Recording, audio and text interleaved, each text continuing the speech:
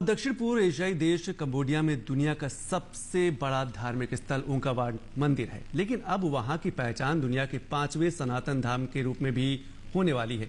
इस धाम की आधारशिला रखी जा चुकी है। आने वाले दिनों में ये धाम विदेशी धरती पर भारतीय संस्कृति और धर्म के प्रसार का महत्वपूर्ण केंद्र बनेगा। पेश है हमारे संवाददाता ओपी यादव की ये खास रिपोर्ट।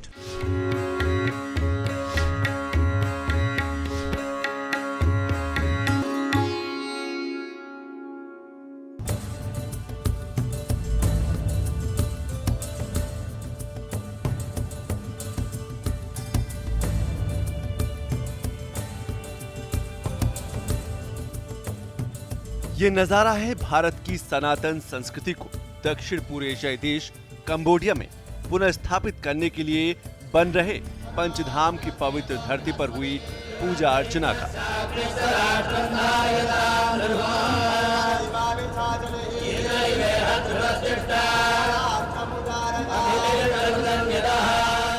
दुनिया भर से आए सनातन प्रेमियों और बौद्ध भिक्षुओं की मौजूदगी में पढ़े गए इन मंत्रोच्चारों से आने वाले समय में हिंदुत्व और बुद्धिज्म की संस्कृति का समागम होगा, जो भविष्य में वैश्विक शांति के लिए पूरी दुनिया को अमन, चैन और भाईचारे का संदेश देगा। चार धाम सैकड़ों वर्ष पूर्व भारत को जागृत करने के लिए, एकजुट करने के लिए स्थापित हुए। समय की आवश्यकता आन पड़ी है। यह धाम पूरे विश्व के अंदर शांति और सद्भाव लाने के लिए और विश्व के अंदर भी धाम बनने चाहिए। महाराज जी की, स्वामी जी की आशीर्वाद और सोच से कंबोडिया के अंदर यह 5वें धाम का पिछले वर्ष भूमि पूजन भी हुआ और लोकार्पण भी हुआ। कंबोडिया का यह 5th धाम साउथ ईस्ट एशिया में इस ज्ञान को, इस प्रकाश को और इस निर्मलता को निर्माण करने में यशस्वी होगा। दक्षिण पूर्व एशियाई देश कंबोडिया में बनने जा रहे इस 5वें धाम के भव्य मंदिर के निर्माण के लिए ट्रस्ट का रजिस्ट्रेशन हो गया है। ट्रस्ट के प्रमुख गुरुजी डॉक्टर कुमारन स्वामी ने कहा कि 500 करोड़ से अधिक की लागत से बनने जा रहे इस धाम में भगवान शिव की 180 फीट ऊंची विशाल मूर्ति के साथ साथ गणेश जी और बुद्ध की भी मूर्तियां लगेंगी। भगवान शिव की 180 फीट ऊंची प्रतिमा हम लोग सोच रहे हैं और एक भगवान गणेश की, जो कि भगवान शिव के पुत्र हैं, और भगवान बुद्ध की 3 प्रतिमा का हम लोग यहाँ निर्माण करने की सोच रहे हैं। ऑलरेडी जो यहाँ पे शिवलिंग मिला हुआ है उसका रुद्राभिषेक चालू है, तो वो भी एक सनातन परंपरा का ही प्रतीक है कि जिसका हम अभिषेक करते हैं। ये पहली बार इस कंट्री में शुरू हुआ है, इसके पहले कोई नहीं करता था, तो हम लोगों ने उसको भी लेके आगे चल रहे हैं। कंबोडिया में बन रहे इस पवित्र धाम के ट्रस्टी और दुनिया के जाने माने उद्योगपति डॉक्टर शैलेश हीरानंदानी ने कहा कि भारत की सदियों पुरानी सनातन परंपरा को आगे बढ़ाने के लिए हम काम कर रहे हैं। 5वां धाम बनने के बाद दुनिया भर में और भी धाम बनेंगे। 4 धाम का मतलब तो यही था कि भाई हिंदू धर्म का प्रचार किया जाए। नॉर्थ, ईस्ट, वेस्ट में जो धाम बने हिंदू धर्म के प्रचार के लिए बने। जैसे सब हर कोई अपना प्रचार कर रहा है, हमारा हिंदू धर्म तो प्रचार नहीं कर रहा है करके अपना कोई भी बाहर, तो ये दुनिया भर में धाम बनाने का संकल्प लिया गया है। 5वां ही धाम नहीं रुकेंगे, 6वां भी बनाएंगे, 7वां भी बनाएंगे, 8वां भी बनाएंगे, लगातार बनाते रहेंगे। पंचधाम में भाग लेने आए कंबोडिया सरकार के मंत्री और अन्य प्रतिनिधियों ने कहा कि पंचधाम के बनने से भारत और कंबोडिया के लोगों को सांस्कृतिक और धार्मिक तौर पर आपस में जोड़ने में मदद मिलेगी।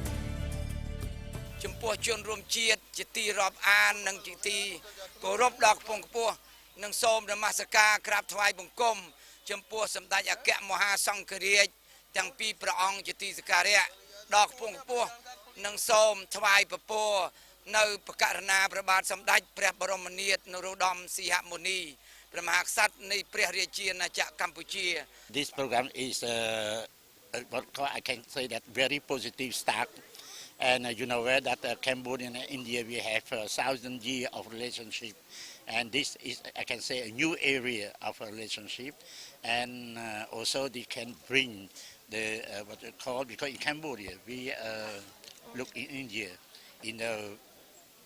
we owe everything from India mostly. That's why I think that by coming here, you can indicate to the people that even now we still have this kind of family relationship and feeling. Please come to Cambodia. We happy, and now we can join this event by today. We happy that all the India, Hmong, and all the delegations from India to join today for build like the temple in for to keep things in Cambodia, and we surprise, and we don't want to say anything because we more than surprised in Cambodia that Guruji come to join today this event for breaking down the temple in Cambodia in the Siem Reap province.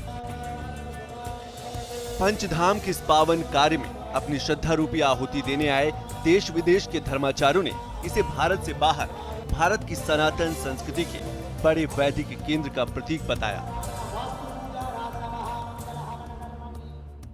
Cambodia पहले भी वैदिक संस्कृति का स्थान रहा है और बीच में राजनीतिक कारण से जो वैदिक संस्कृति आज लुप्त अवस्था में है, तो पंचधाम से हम ये उम्मीद रख सकते हैं कि वैदिक संस्कृति यहाँ पर पुनः फिर फूलेगा और फलेगा और इस संस्कृति से सभी लोग संपोषित होंगे और हमारा जो विश्व को वैदिक संस्कृति के अनुयायी विश्व हिंदू संस्कृति के संवाहक बनाने का जो संकल्प है, ये संकल्प पूर्ति के लिए पंचधाम एक अपना अच्छा स्थान कायम रखेगा और कंबोडिया को वैदिक संस्कृति के अनुयायी बनाने में सक्षम रहेगा। जो पूर्व का भारतवर्ष था, जिसे अखंड भारतवर्ष कहते हैं, जहाँ सनातन परंपराएं मान्य थी, जहाँ सनातन संस्कृति मान्य थी, उसका सीधा सीधा यहाँ लक्षण दिखाई देता है। वो लक्षण है मातृदेवो भवः, पितृदेवो भवः और आचार्य देवो भवः। पश्चिम के राष्ट्रों में ऐसी भावनाएं नहीं देखने को मिलेंगी। अविच्छिन्न रूप से यहाँ भारतीयता प्रभावित थी और आज भी है, लेकिन जो राष्ट्रों की संरचनाएं और स्वरूप जो एक शताब्दी पूर्व खुल कर आई है, उसमें आज ये अलग है, तो इसका अपना अस्तित्व आज की दृष्टि में तो है ही। The Hindu peoples is important Sahasra, is 1008 Sivalinga is making the 100,000 years before Vishwakarma peoples come to this place.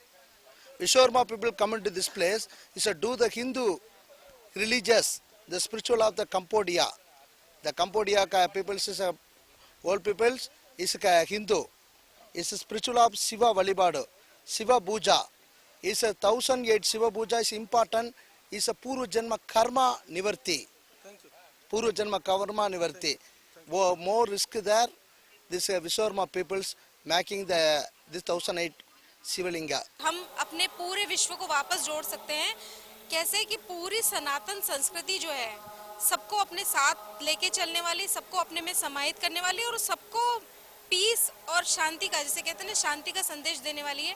तो लोगों के लिए एक ना केवल तीर्थधाम होगा बल्कि लोगों के लिए रिसर्च का भी एक सब्जेक्ट होगा 101%।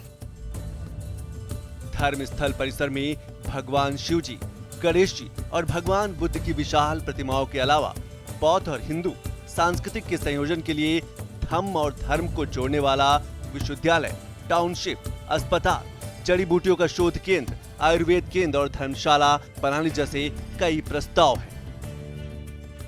यहाँ यूनिवर्सिटी, जैसे मैंने कहा, धम्म धर्म यूनिवर्सिटी बनेगी, यहाँ हॉस्पिटल होगा, यहाँ पर सेवा के कार्य होंगे, यहाँ आयुर्वेद का रिसर्च सेंटर बनेगा, स्थानिक यहाँ जो जड़ी बूटी का उपयोग करते हैं उसको डेवलप कैसे किया जाए ये सोचा जाएगा। यहाँ तरह तरह के काम होंगे, धर्मशाला रहेगी, लोग आते जाते हैं तो इतनी बड़ी मात्रा में उनके निवास की व्यवस्था भी रहेगी और निवासी ऐसे घर भी रहेंगे। तो दुनिया भर के हिंदुओं से और बौद्धों से मैं प्रार्थना करता हूँ कि वो यहाँ आए और इसमें पैसा लगाए और एकात्मता खड़ी करें। धाम की स्थापना का हम लोगों का उद्देश्य था, तात्पर्य था इन्हीं संस्कृति को दो देशों में जोड़ना। और आपका जो सवाल है, नेचुरली इससे यंग जनरेशन, जो हमारा आने वाला जनरेशन है, वो इस बात को समझ रहा है और ज़रूर इस बात को समझेगा। और भारत में इस तरह की सरकार भी अभी है जिसने इस चीज़ को काफ़ी प्रमोट किया है।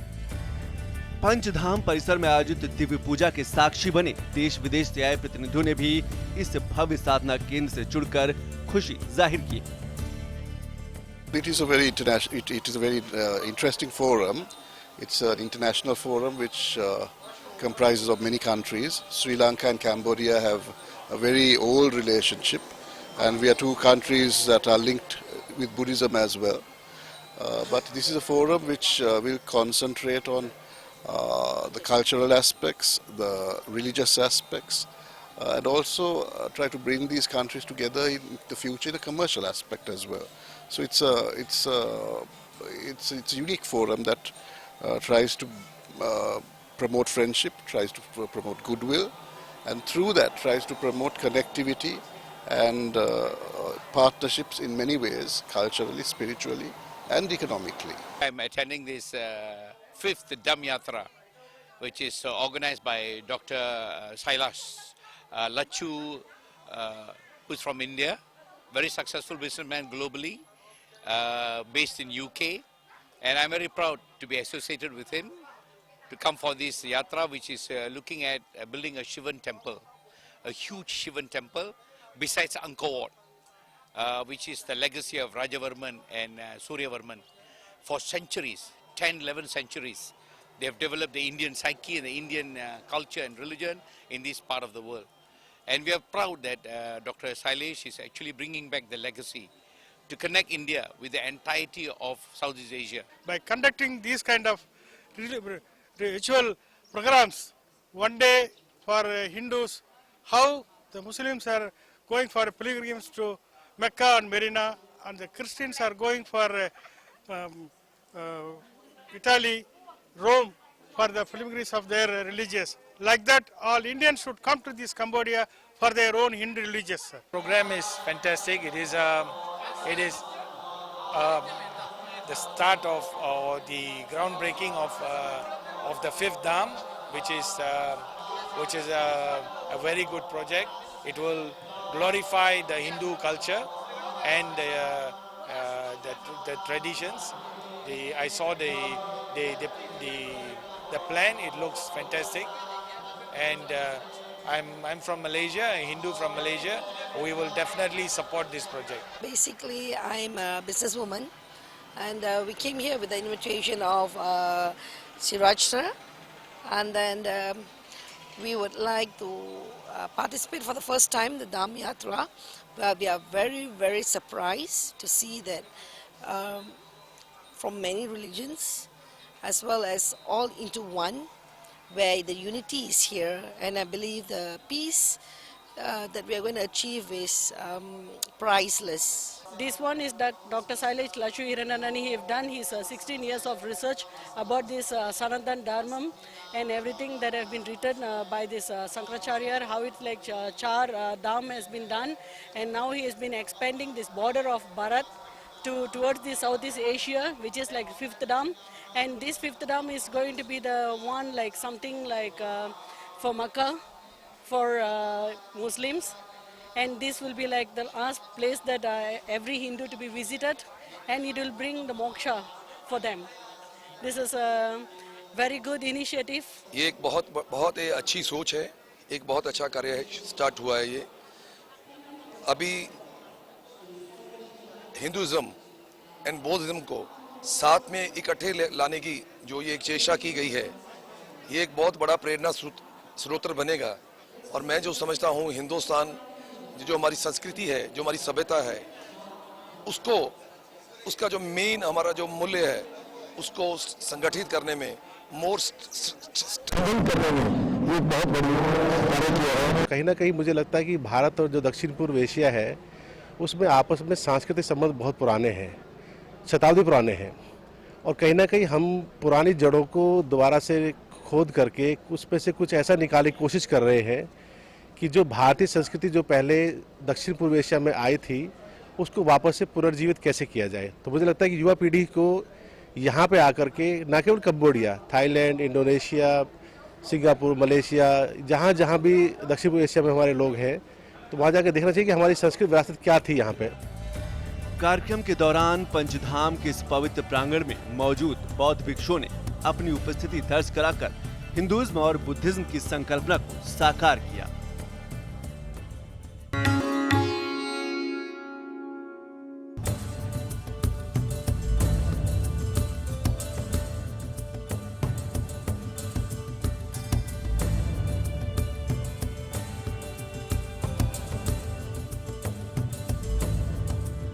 कंबोडिया में बन रहे इस पवित्र धाम में भाग लेने आए धर्मावलंबियों ने कुलेन माउंटेन की वादियों के बीच स्थित प्राकृतिक रूप से जलाभिषेक करते हुए पवित्र शिवलिंगों के दर्शन किए और शिव की महिमा से ओतप्रोत लिंगों का जलाभिषेक किया।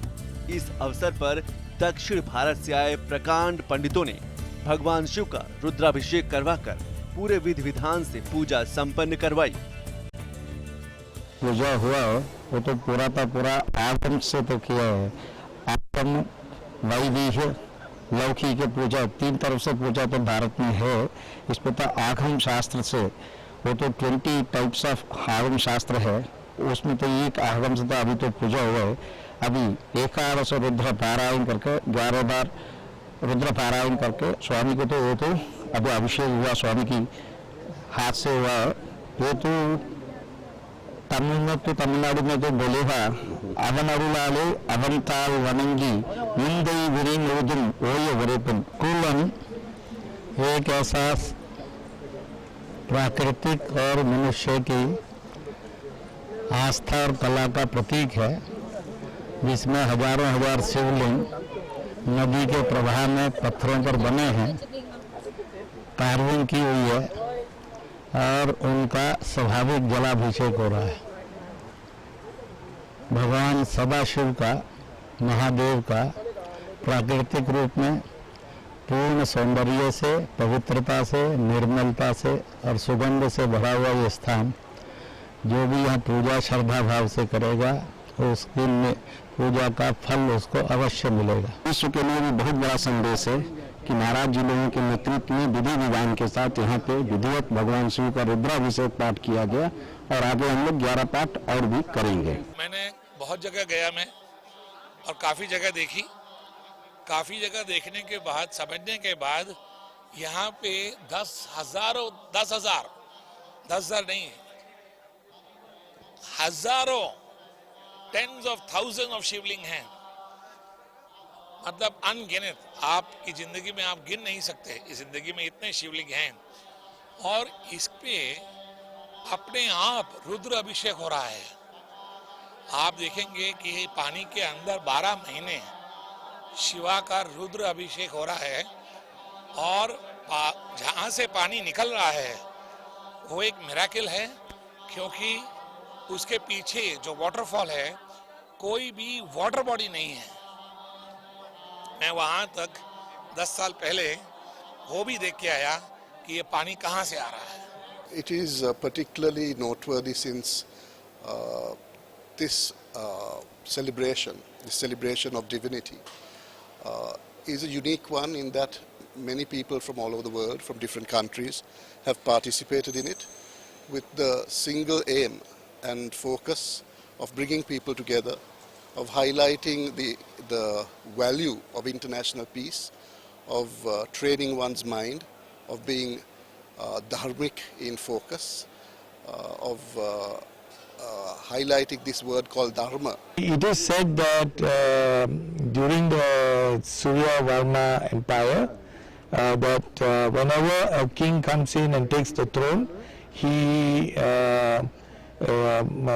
to show his appreciation and also in his belief in Hinduism, he gets 1008 lingas carved into this water, and also one of the king must have also carved this Vishnu.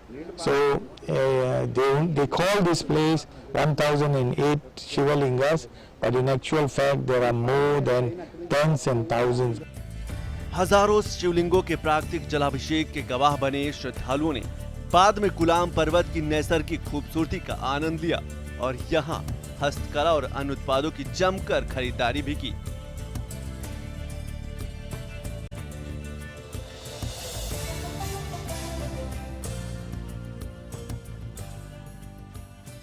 प्रकृति की खूबसूरत वादियों के बीच नैसर्गिक सौंदर्य बिखेरती कुलाम पर्वत की इन पहाड़ियों को प्राकृतिक झरने से गिरते पानी द्वारा पवित्र शिवलिंगों को जलाभिषेक करते देख यहाँ आने वाले श्रद्धालु और पर्यटक न केवल आकर्षित होते हैं बल्कि दक्षिण पूर्वी एशियाई देश कंबोडिया की इस धरती से अमन, चैन और भाईचारे का सनातन धर्म रूपी पवित्र संदेश भी देते हैं।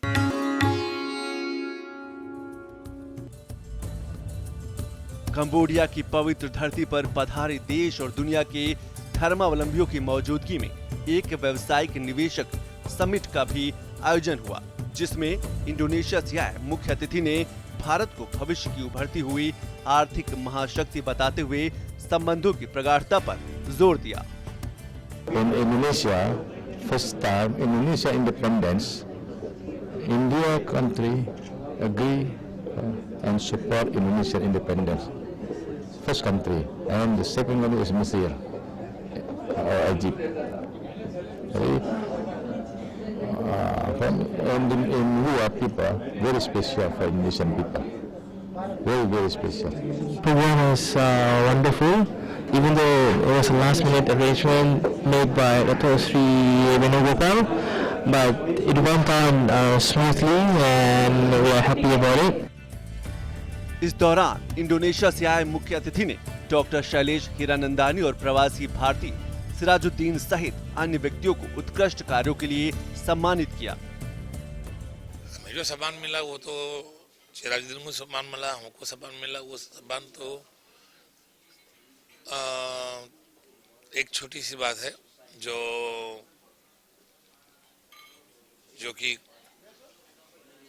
मैं कैसे समझाऊं आपको करके कि मुझे लगता है कि और बड़े काम होने चाहिए और लोगों को भी सम्मान मिलना चाहिए और हिंदुस्तानियों को भी आगे आना चाहिए और सम्मान प्राप्त करना चाहिए। इस तरह से तो हमारे लोग आगे बढ़ेंगे करके और हमारा देश भी आगे बढ़ेगा। देश प्रगति के रास्ते पर है।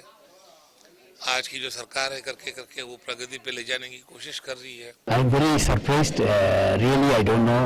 Today I get Dr. Sri Ship. All thanks for my very close friend Dr. Sri Venugopal and Dr. Sri Dr. Shailesh Hirandani and all my lovely friends. I'm starting work because my family, they are selling sticky rice. Then I found the idea because rice is used to give everyone life. So we cannot just eat. So we must create to do the painting to give thanks to the rice. We have to hang on the painting to every house. So I think to do this rice to become the painting to give meaning for rice salt.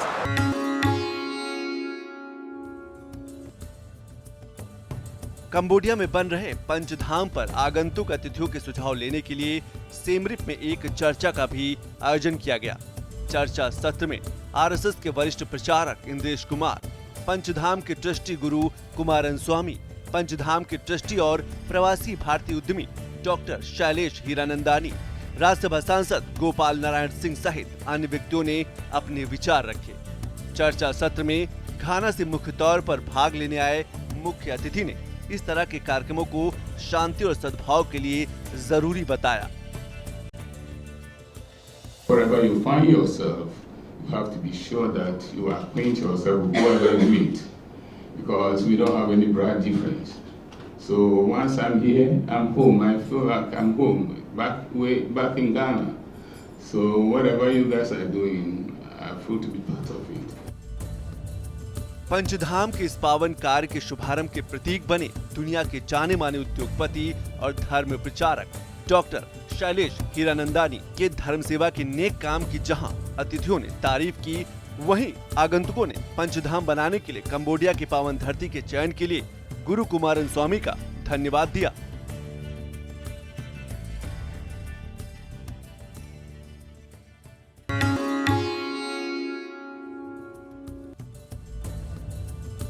संघ के अखिल भारतीय कार्यकारिणी सदस्य इंद्रेश कुमार ने कहा कि Cambodia में बन रहा पंचधाम सनातन धर्म की सहिष्णुता का अंतर्राष्ट्रीय प्रतीक होगा, जो दक्षिण पूर्व एशिया में सनातन हिंदू संस्कृति और धर्म के प्रचार प्रसार में महत्वपूर्ण भूमिका निभाएगा। 4 धाम भारत में, एक और धाम, 5वां धाम यह है कंबोडिया में, और इसलिए वही भूमि पूजन हो गया, वही शिलान्यास हो गया और वही उद्घोषणा भी हो गया।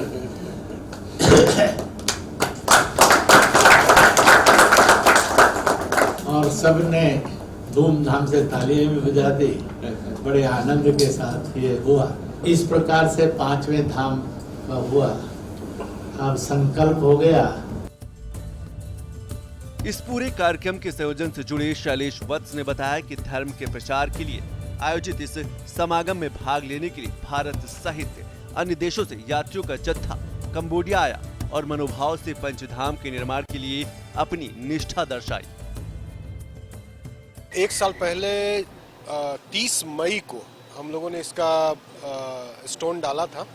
उस समय करीब 8 से 10 लोग हम लोग आए थे वहाँ से, इंडिया से। ये यहाँ पे जो ये जगह देख रहे हैं, यहाँ पे मिट्टी हुआ करती थी, बहुत बड़ा ये खेत था। आज देखिए यहाँ पे इतना डेवलप हमने किया है। ये 1 साल से कुछ महीने ज़्यादा हुए हैं। करीब 70 लोगों की टीम सिर्फ दिल्ली से आई है।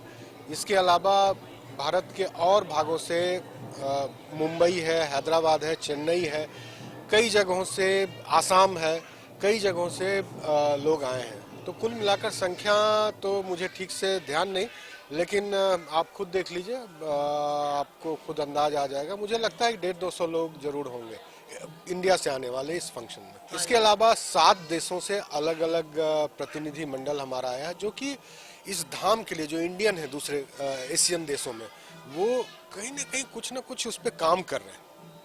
तो ये अलग अलग देशों से भी आए हैं, करीब 8 देशों से रिप्रेजेंटेशन है वहाँ का।